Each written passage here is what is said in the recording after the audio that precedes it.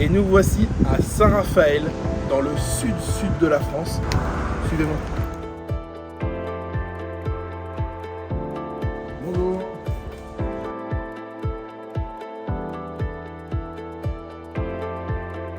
Est-ce que vous pouvez déjà peut-être vous présenter rapidement votre parcours et présenter un petit peu le concept du magasin? Moi j'ai été diplômé en 2002 à l'ISO à Paris.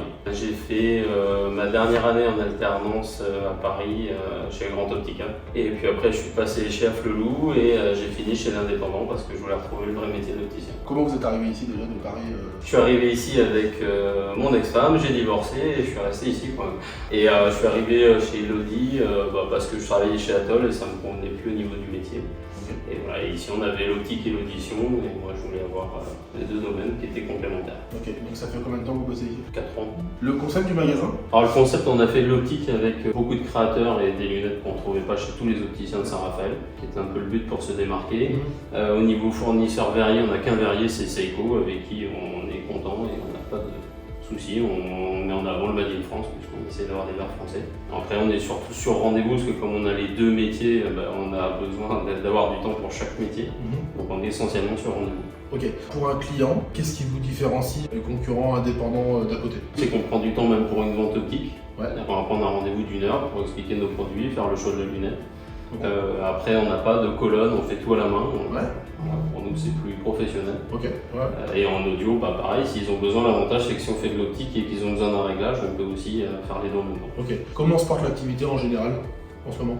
Juillet-août, on va dire que c'est plutôt calme. C'est normal, ici l'été, il y a beaucoup de touristes. Donc... Ouais. Mais après, sinon, dans l'année, on est plein, on va dire. On est très content de l'activité. Voilà. Okay. Optique et audition. Ok. Je voulais savoir quelle est votre vision du marché de l'optique, avec ses points positifs ou en négatif. Quelle est votre vision à vous en fait? Ma vision, moi je trouve qu'il y a trop de concurrence et trop d'opticiens qu'on fait un petit peu, on va dire, n'importe quoi. À mon avis, c'est-à-dire on est plus vendeur maintenant que professionnel de l'optique, opticien proprement dit. Ouais. Et nous, c'est ce qu'on essaye d'inculquer ici, c'est d'avoir notre professionnalisme.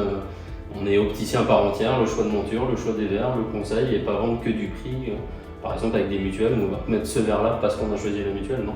Okay. C'est vraiment de conseiller le patient sur ce qu'il a besoin. Ok, donc aujourd'hui, c'est une question après, mais elle vient maintenant, c'est votre avis sur les réseaux de soins? Quand on nous impose un verre, je trouve pas ça forcément toujours intéressant. Il y a des gens, suivant leur correction, on est obligé de monter en gamme ou de mettre s'ils veulent en transition, des fois on n'a pas le choix. Si on est dans un réseau, on leur dit non, on peut pas. Ok, donc vous travaillez avec les réseaux? On travaille avec les réseaux, mais pas ceux qui vont nous imposer des verres. Ok, donc des réseaux ouverts? Oui. Ok. Ça c'est le point négatif, on va dire. Ouais. Il y a trop d'opticiens. Et les réseaux... Après, pas trop d'opticiens, mais trop de grosses enseignes qui font des prix à 40%, qui cassent les prix. Et c'est pas forcément notre métier. Notre métier, c'est d'accompagner les patients et les clients et de leur faire choisir ce qu'ils ont besoin. Ok. Et sur le côté positif du métier, si vous deviez recommander un métier à un jeune qui veut par exemple faire optique, vous lui direz quoi? Ouais, c'est bien parce que... Parce que c'est polyvalent, ouais. On peut faire de la vente, on peut faire de l'atelier, on peut se diversifier. Ouais. Qui n'est pas un métier statique où on n'est pas simple vendeur justement. Ok. Et qu'au final, il y a des magasins comme le vôtre par exemple qui permettent d'évoluer, d'exercer, voilà. et de découvrir d'autres choses, par exemple comme l'audition en même temps, et de découvrir un métier qui est différent. Bah ça c'est vrai. Est-ce qu'aujourd'hui vous rencontrez des difficultés sur certains points? Pas spécialement. Tout va bien. Tout va bien. Donc, chez Azur Optique et Audition, on est heureux. Ça va, on est heureux. On est heureux de travailler. Comment se passe le recrutement? Parce qu'on sait que c'est un vrai sujet, dans certaines régions c'est vraiment une vraie problématique. Est-ce que vous, ça va? Nous, on recrute pas, on a chacun nos postes et on tourne quand on a besoin dans les magasins. Donc l'équipe elle est plutôt stable? Elle est stable. Est-ce que vous avez mis en place ces dernières années quelque chose d'innovant ou des petits tuyaux que vous pouvez par exemple partager à la profession? Nous on a mis en place la DMLA, le concept avec Fonda, depuis ça va faire 1 an et demi. D'accord. Donc moi j'ai été me former à Paris avec Fonda pour tout ce qui est basse vision. Donc ça c'est un gros point qu'on apporte aux patients et ici on est les seuls à le faire. Ok, donc ça vous démarque vraiment de la concurrence. Exactement. Voilà. Et c'est des formations que vous avez faites? On a fait une formation à Paris pour découvrir les verres, savoir comment il fallait faire l'examen de vue approfondi et on a des lunettes spéciales avec des verres grossissants, des lumières. Voilà. Ça vous apporte une nouvelle clientèle? Oui, tout à fait. Et les ophtalmos, on les a démarchés et ils commencent à nous envoyer du monde pour ça.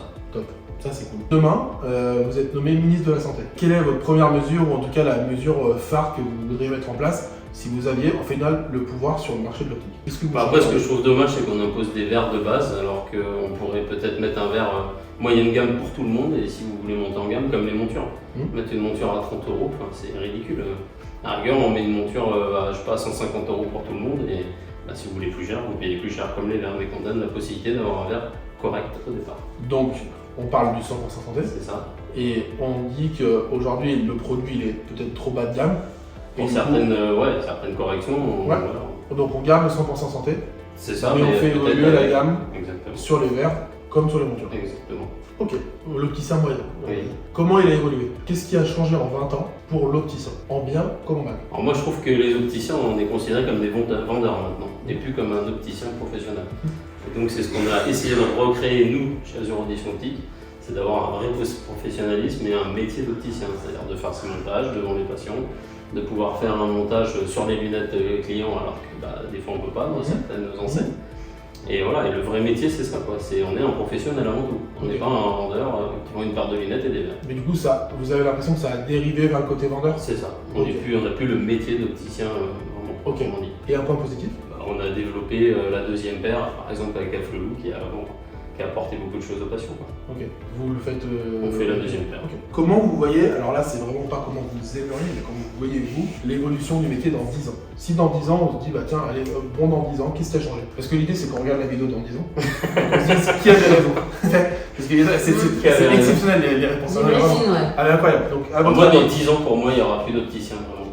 Ah ouais? On achètera sur internet. Ok. Voilà, et on mettra l'ordonnance, comme on peut le faire, mais les gens maintenant, on le voit bien dans les lentilles, il y en a de plus en plus. Ouais. Et pour moi, dans 10 ans, l'opticien sera plus vraiment présent. Ok, donc on va vers une digitalisation du métier. Voilà. Ok. Ou alors un opticien qui sera chez lui, qui fera que les montages, mais qui reste sur internet, voilà, exactement. Ok, ça marche.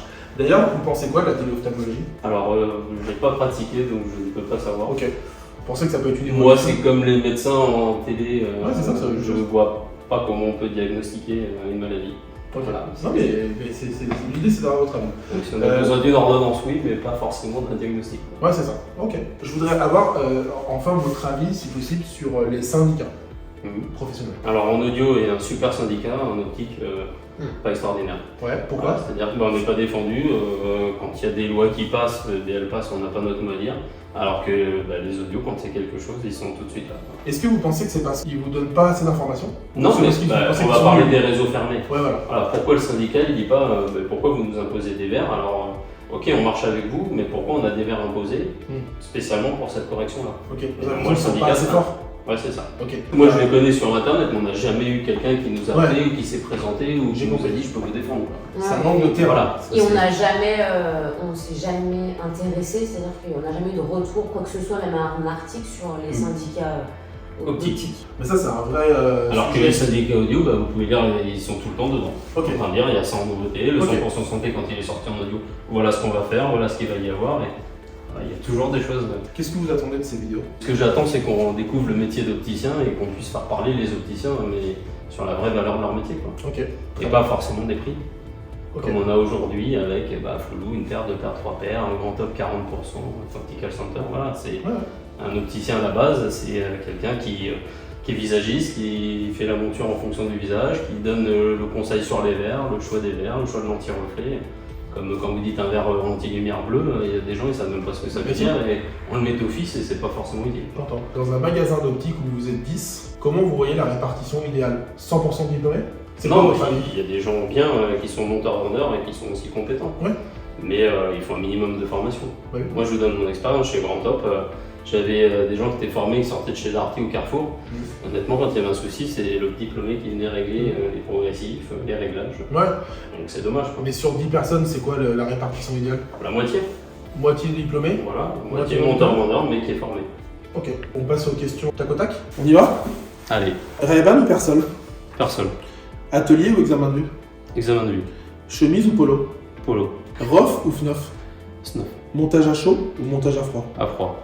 Concurrent ou confrère? Confrère. Métal ou acétate? Acétate. Silmo ou Mido? Mido. Avant le Covid ou après le Covid? Après le Covid. Vous préférez avoir -8 ou avoir +8? -8. Cosium ou Pro-Optique? Cosium. Vous préférez être seul dans un magasin de 150 m² ou 15 dans un magasin de 50 m²? Bah, on va dire le premier. Ouais. Vous préférez faire l'inventaire du magasin ou gérer les tiers payants? Faire l'inventaire du magasin. Mais ça vous excite pas non plus. Non. Vous préférez loucher ou diverger? Diverger. Ok. Voir double ou voir la moitié des choses? La moitié des choses. Vous préférez former ou être formé? Formé. Ok. On dit client ou patient? Patient. Préférez vous planter un tournevis dans le doigt ou changer des plaquettes vertes? Ça me dérange pas. Ni l'un ni l'autre? Ni l'un ni l'autre. Tout terrain. Voilà. Ok, merci beaucoup. Merci.